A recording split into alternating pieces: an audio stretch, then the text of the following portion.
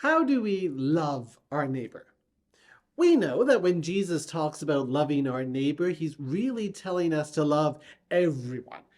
But simply loving our actual neighbors is often hard enough.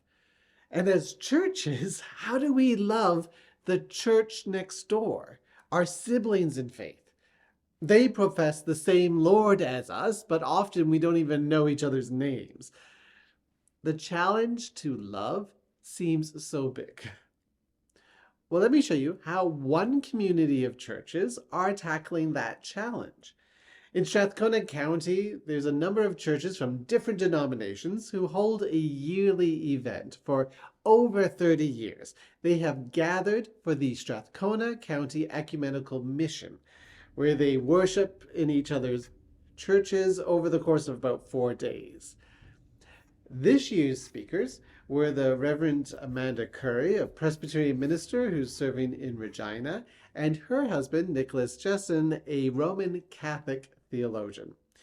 They describe themselves as an interchurch couple, and they make an intentional effort to support and be involved with each other's faith communities. Let's hear from their experience now. Hello, my name is Amanda Currie. I'm a Presbyterian minister serving in Regina at First Presbyterian Church. And I'm Nicholas Jesson, and I'm a Roman Catholic theologian from the Archdiocese of Regina. And together we are an interchurch couple, and we are leading this ecumenical mission in Strathcona County.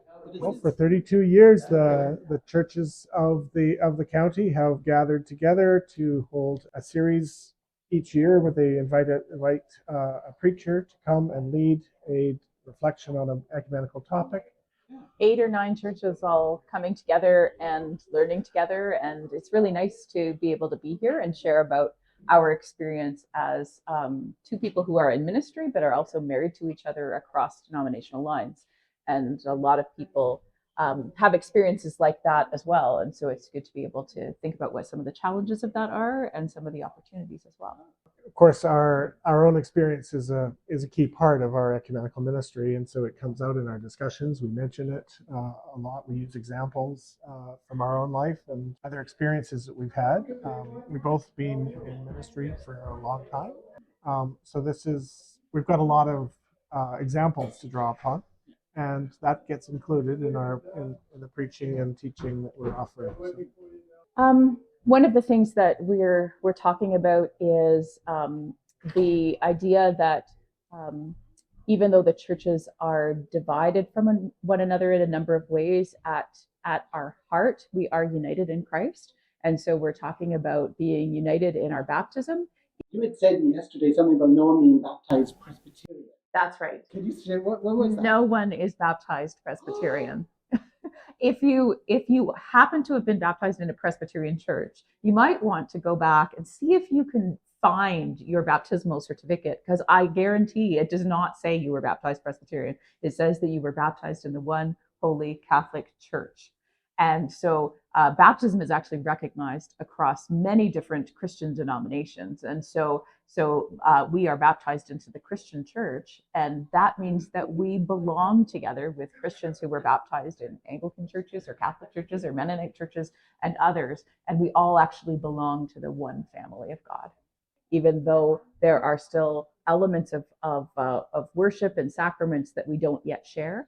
And we're encouraging the people here as they build relationships with each other across churches to think more broadly and to be able to reach out beyond themselves and recognize other as part of the household of God to which we all belong. Well, one of the things I would hope that people will take away from the mission as well is an understanding that their part in the ecumenical movement. This is not a responsibility of experts or church leaders.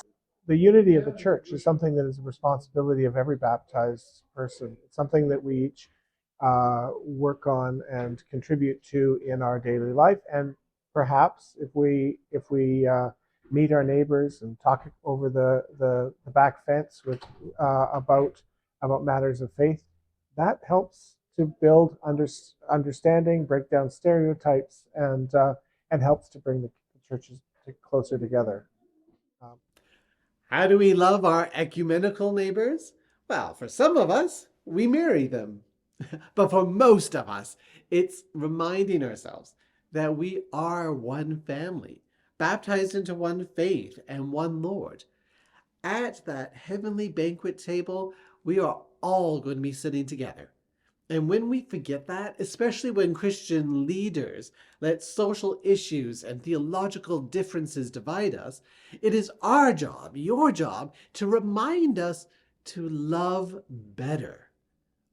We are more than neighbors, we are siblings, and Christ commands us to love each other.